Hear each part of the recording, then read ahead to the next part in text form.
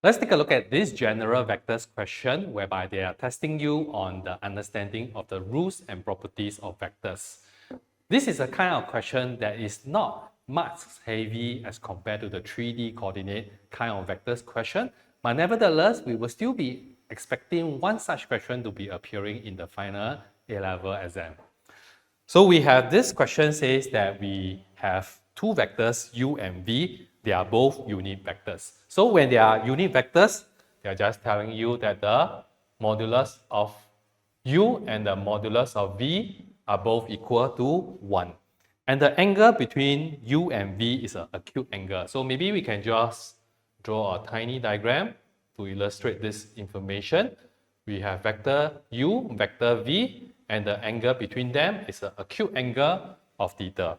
For part 1 of this question, we are required to show that u dot v plus modulus of u cross v whole thing square will be equal to 1 plus sine 2 theta. We're going to try to show this expression proving from the left hand side. So in this case, we are going to use two formulas, the dot product formula and the cross product formula. For the dot product formula, we have a dot b equal to modulus of a, modulus of b, cosine theta. For the cross product, we have a cross b equal to modulus of a, modulus of b, sine theta, and cap.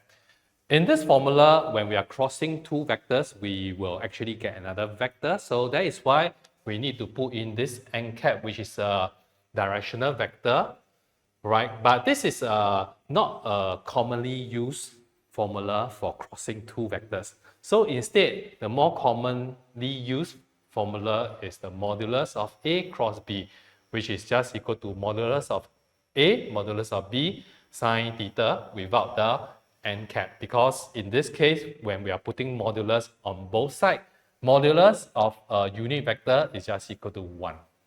Right? So in this case, we are just going to apply this formula.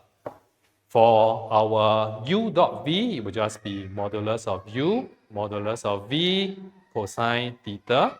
This will be modulus of u, modulus of v, sine theta, whole thing square.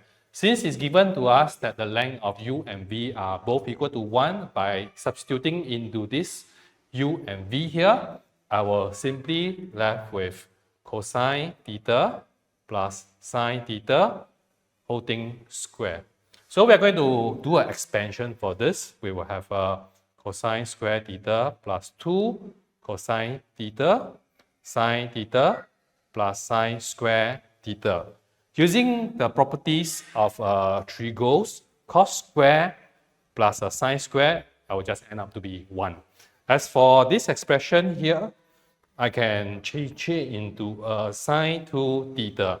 Right, this is from the formula MF27 using the sine 2a equal to 2 sine a cosine a formula. So with that, I will just end up with 1 plus sine 2 theta, and this is what the first part of this question wants us to show.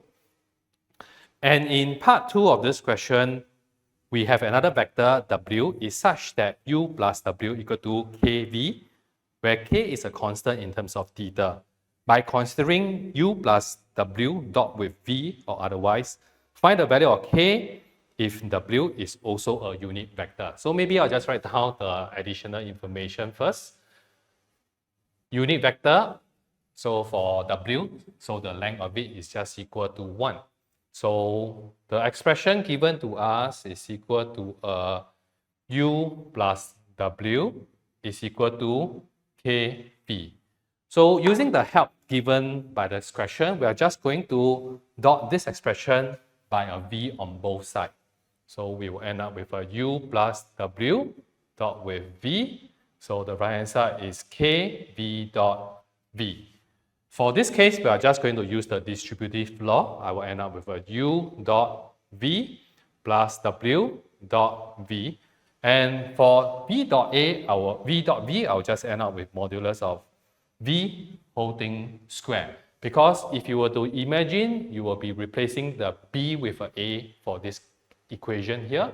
I'll just end up with a dot a equal to modulus of a cosine 0, because if a vector dot by itself, the angle between them will just simply be 0. So I'll just end up with a modulus of a squared. So that is why v dot v is equal to modulus of v squared. So we are going to evaluate this using this formula. I will have a modulus of u, modulus of v, cosine theta. But for w and v, we have a slight problem here because we are not able to tell what is the relation between w and our v here, right? So, but in order for us to come up with a relation between w and v, maybe we should try to change our perspective. Instead of looking this from the algebraically process, why don't we just shift our perspective to look at it from a diagram instead? Because we know that when we are adding or subtracting vectors, you will be using either the parallelogram law of addition or the triangular law of addition. So in this case, let's say if we were to use the triangular law of addition for this case, I can draw a symbol diagram here representing u plus w will be equal to kv. So it will just be equal to a kv, right? But because we know that the length of u, v, and w, actually they are all unit vector. So in this case, u and v, they are both unit vector. So I will know that the angle, the triangle is an isosceles triangle. And since I will already know that the angle between u and v are just equal to theta, so even if it's an angle between the u and a kv, it will still be the same as theta. And looking at this, right, we can also tell that the angle between w and v will also be equal to theta. That is why now we can make use of the dot product formula for w dot v already. It will just be modulus of w, modulus of v, cosine theta, right? The angle will be the same, and the right hand side will just be k modulus of v squared. And now we can sub in all the values already. Basically, they are all ones for the length of each of this vector here. So I will end up with a cosine theta plus cosine theta equal to k. So therefore, k will just be equal to 2 cosine theta. So this will be the answer for part 2 already. And we still have our last part saying that deduce the range of possible values of k. So possible values of k means the theta will vary. But we will know that theta will actually range between 0 degree and 90 degrees here. Maybe we can just do a very quick sketch for k versus theta. So this will be k versus theta. So the graph will be from here to here. This is part of a 2 cosine theta graph. We are going to exclude the endpoints here because we are not able to include 0 and 90 degrees. So we can see that from here, the value of k basically will just be between 0 and 2. So this will be the answer for our last part of this question. I can actually, with this diagram, I can quote the values of k immediately, which range between 0 and 2. This will be the answer for my part 3.